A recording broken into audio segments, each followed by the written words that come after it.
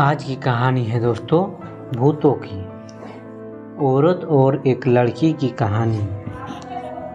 साल 1950 का यह एक चौंकाने वाला किस्सा रानी बाजार का है। यहाँ राम प्रकाश रहता था, जिसकी बेटी को 5 साल की उम्र में कैंसर हो गया। कोई डॉक्टर को दिखाने और इलाज करवाने पर भी उसमें किसी तरह का सुधार नज़र नहीं आया। होते होते एक रात कैंसर ने उसकी जान ले ली। उस बच्ची की जान रात में को करीब 1 बजे हो गई थी।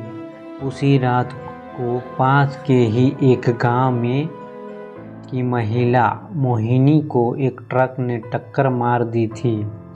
मोहिनी के परिवार वालों ने पूरी विधि के साथ उसे अंतिम विदाई दी। अब बच्ची के परिवार वाले भी उसे दफनाने के लिए जंगल की तरफ निकले। जंगल जाते समय अचानक से उस लड़की के शरीर में हलचल हुई। सभी हैरान हो गए कि मृत्यु लड़की का शरीर कैसे हिल रहा है।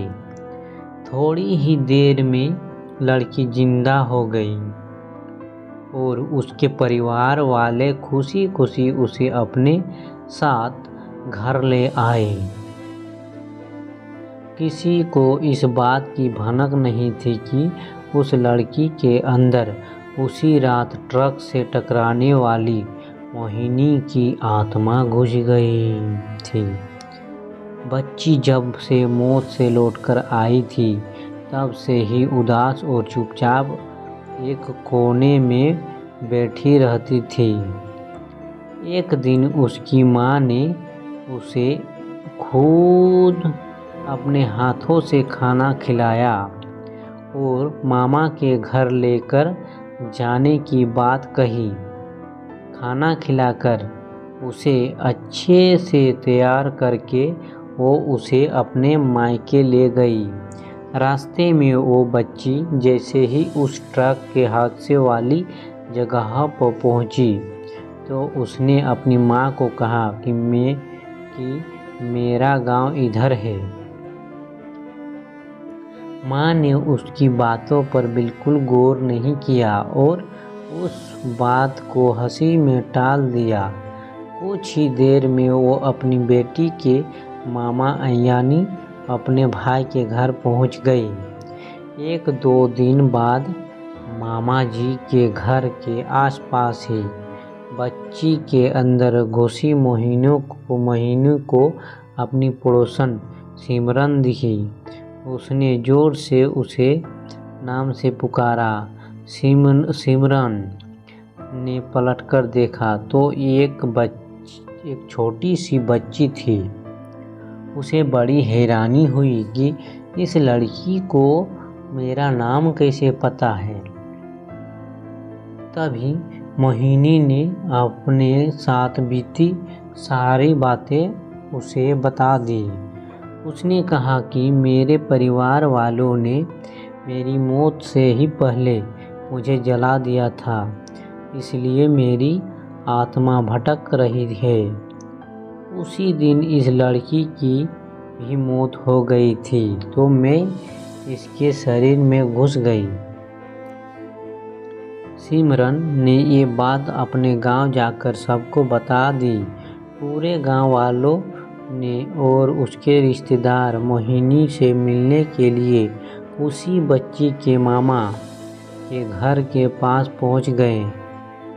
उस लड़की के अंदर रह रही मोहिनी की आत्मा ने सबको एक एक करके पहचान लिया।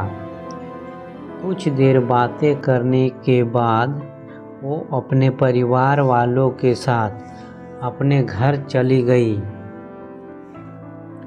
अब उस लड़की की माँ बच्ची को घर में न देखकर परेशान थी। जब उसे पता चला कि वो कुछ लोगों के साथ दूसरे गांव गई है, तो वो उसे बुलाने के लिए चली गई। अपने परिवार के साथ खुश मोहिनी ने वापस आने से मना कर दिया। पास के ही लोगों ने उसे समझाया कि तुम्हें दोनों परिवार के साथ रहना चाहिए, इससे सभी को खुशी मिलेगी। तुम किसी एक परिवार को दुखी नहीं कर सकती हो। इस बात को सुनने के बाद लड़की के शरीर में रह रही मोहिनी अपनी माँ के साथ वापस आने के लिए राजी हो गई। अब वो दोनों परिवारों के साथ खुशी खुशी रहने लगी। तो दोस्तों, इस कहानी से हमें क्या सीख मिलती है? जल्दबाजी में किया गया कार्य अधूरा रह जाती है, इसीलिए कोई भी कार्य करने से पहले उसे अच्छे से देख परख लेना चाहिए।